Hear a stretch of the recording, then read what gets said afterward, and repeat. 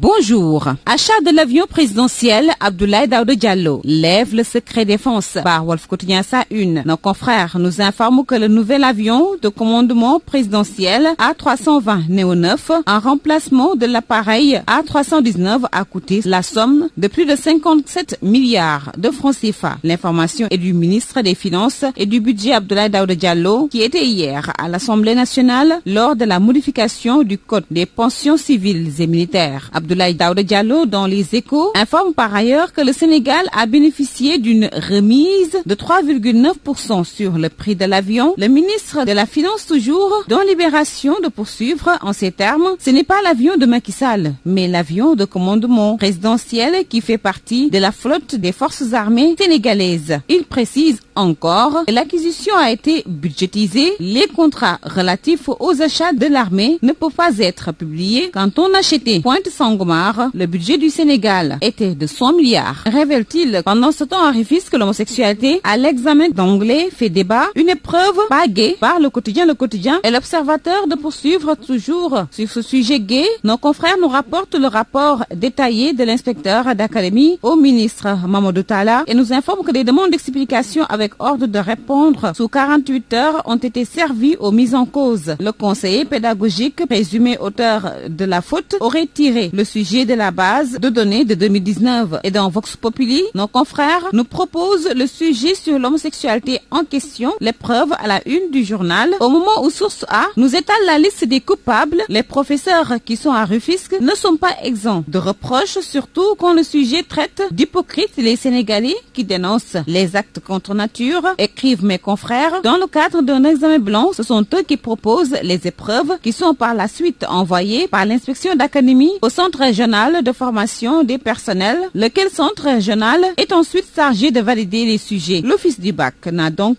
rien à voir avec l'énormité. En tout cas, sur ce sujet relatif à l'homosexualité, l'Église réitère sa position. Monseigneur Dignette Ozomon titre Le Soleil ses propos à la une du journal. La position de l'Église sur l'homosexualité se base sur la révélation. Nous n'entendons pas nous faire dicter par qui que ce soit une autre orientation. Autre sujet dans Libération, il s'agit de l'affaire de l'agent du GMI tué lors d'un contrôle. Les mises en cause ont entre 16 et 19 ans, révèle le journal. Mansour Diop, Mohamed Yafa, Mamadou Diop Paplo et Mohamed Keiré étaient ivres au moment des faits. Le loueur de la voiture et l'intermédiaire sont arrêtés pour avoir contracté avec un mineur âgé de 16 ans. Le reste à lire à la page 5 du journal. Dans la même veine, l'info parle de la colère des policiers, la mort du Jimmy Latndiaye heurté et tué par de jeunes fêtards et l'indifférence de l'opinion face au drame a mis les policiers dans tous leurs états. Note toujours le journal. Un commissaire de police parle. Malheureusement, il n'y aura pas de plateau télé spécial pour lui. Il n'y aura point de sortie des organisations de défense des droits de l'homme. Ce n'est pas un homme.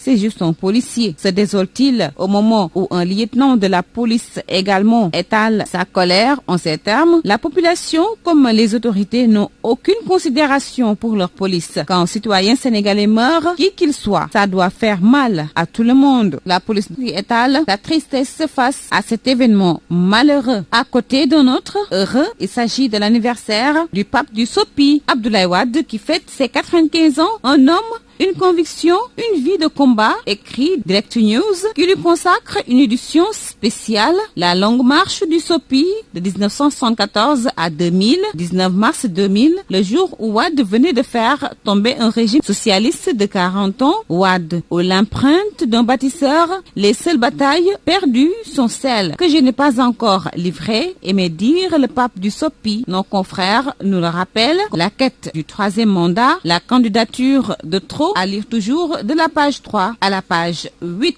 Dakar Times publie ses déclarations, ses sorties adressées au G8, sa position sur la dette africaine, une de ses déclarations devant l'Assemblée générale des Nations unies, inscrite dans les annales de l'histoire, vu ses œuvres pour la libération de l'Afrique, pour la promotion de la jeunesse, pour l'épanouissement intellectuel et social de la femme africaine et pour la paix dans le monde. L'image de cet homme restera jamais gravée dans nos mémoires. Joyeux anniversaire, Monsieur le Président, s'exclament mes confrères. Et nous terminons par le sport qui nous mène au stade. À la une du journal, on nous parle de la Ligue des Champions, finale 100% anglaise à Porto ce soir. City, Chelsea, qui sur le toit de l'Europe, Guardiola, Tuchel, consécration attendue, Mendy, battre City et rejoindre Mané dans l'histoire. Autant de questions qui se pointent et tout va se savoir ce soir. Bonne lecture.